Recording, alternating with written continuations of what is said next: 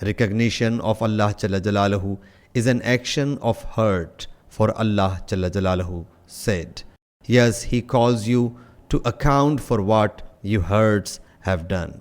Surah Al-Baqarah, verse 225. Hazrat Aisha radiallahu ta'ala anha reports that whenever Allah's Apostle sallallahu alaihi wasallam passed orders for the people, he would pass orders to perform those deeds which were under their capacity.